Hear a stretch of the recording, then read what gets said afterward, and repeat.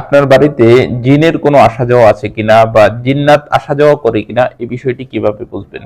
আজকের ভিডিওতে এই বিষয়টি নিয়ে বিস্তারিত আলোচনা করব যে কি লক্ষণ দেখলে বা কি সিমটম দেখলে আপনি বুঝবেন যে আপনার বাড়িতে জিনের আসা যাওয়া আছে কিনা বা জিন্নাত আপনার বাড়িতে আসা যাওয়া করে কিনা বা জিন জাতের কোনো আক্রমণ আপনার বাড়িতে হয় কিনা।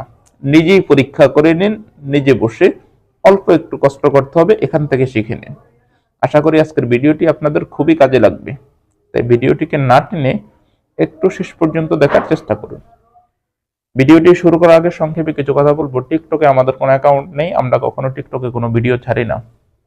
কিছু প্রতারক চক্র আমাদের ভিডিওগুলোকে টিকটকে আপলোড করে আপনাদের সাথে বিভিন্ন রকম প্রতারণা করে। প্রতারক চক্র থেকে সাবধানে থাকতে স্ক্রিনে দেওয়া 3355 নাম্বারে ভিডিও কল দিয়ে কনফার্ম হয় তারপর আমাকে কাজ দিবেন। চলুন তাহলে কথা না বাড়িয়ে ভিডিওর মেইন আলোচনায় আসতে পারি।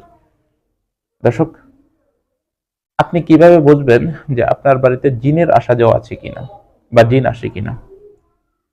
এই পরীক্ষাটি যদি আপনি করতে হয়, সংক্ষেপে একটু কথা বলি। আপনারা সন্ধ্যার আগে আপনাদের ঘর বাড়ি ঝাড়ু দেন। যেদিন আপনি এই পরীক্ষাটা করবেন সেদিন সন্ধ্যার আগ থেকে নিয়ে আপনি আপনার ঘর বাড়ি ঝাড়ু দিবেন না। ঢাকার বাসা হয়ে থাকলে প্লাটের আশেপাশে যে জায়গাগুলো আছে ঘর বাড়ি সহ, এগুলো কোনো কিছু ঝাড়ু দিবেন না। রাতে ঘুমাবেন, ঘুম থেকে ওঠার পরে ঝাড়ু নিয়ে, যদি প্লাট বাসা হয়ে থাকে প্লাট বাসাটা চারোকুল থেকে ঝাড়ু দিয়ে ময়লাগুলো একত্রিত করবেন। আর গ্রামের বাড়ি হয়ে থাকলে বাড়িটা চারোদিক থেকে ঝাড়ু দিয়ে ঘর বাড়ি সহ ময়লাগুলো একত্রিত করবেন এক জায়গায়। করার পরে এগুলোকে একটা কাগজের টুকরায় দিবেন। এই ময়লাগুলো থেকে অল্প কিছু ময়লা একটা কাগজের টুকরায় নিবেন। নিয়ে প্রথমে সাতবার ইস্তেগফার করবেন। আস্তাগফিরুল্লাহ, আস্তাগফিরুল্লাহ, আস্তাগফিরুল্লাহ, আস্তাগফিরুল্লাহ, মানে 7 বার ইস্তেগফার করবেন বা যে কোনো ইস্তেগফার হয়, একটা ফু দিবেন ওই যে ময়লাগুলোতে। 7 বার দুরূদ শরীফ পড়বেন, যে কোনো দুরূদ শরীফ নামাজের ভিতরে যেটা পড়েন ওটা পড়লেও হয়। পরে একটা ফু দিবেন। তারপর 7 বার আয়াতুল কুরসি। আয়াতুল কুরসি বলতে আল্লাহু লা ইলাহা ইল্লা হুয়াল হাইয়ুল কাইয়্যুম লা তাখুযুহু সিনাতুন ওয়ালা নাওম, এই 7 বার আয়াতুল কুরসি পড়বেন। 7 বার আয়াতুল কুরসি পরে ওই মাটিতে একটা ফু দিবেন।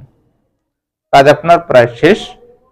তারপরে যে কাগজের টুকরা নিয়েছেন, কাগজটাকে সুন্দর করে পেঁচিয়ে বেঁধে 10-15 মিনিটের জন্য যে কোনো একটা জায়গায় রেখে দিবেন। 10-15 মিনিট পরে কাগজটাকে দিবেন, নিয়ে আপনার নাকের কাছে ময়লাগুলোকে নিয়ে একটু ঘ্রাণ নেবেন। যদি দেখেন মাটির স্বাভাবিক ঘ্রাণ বা ময়লার স্বাভাবিক ঘ্রাণ থাকে, তাহলে মনে করবেন আপনার বাড়িতে জিনের আসা যাওয়া নেই।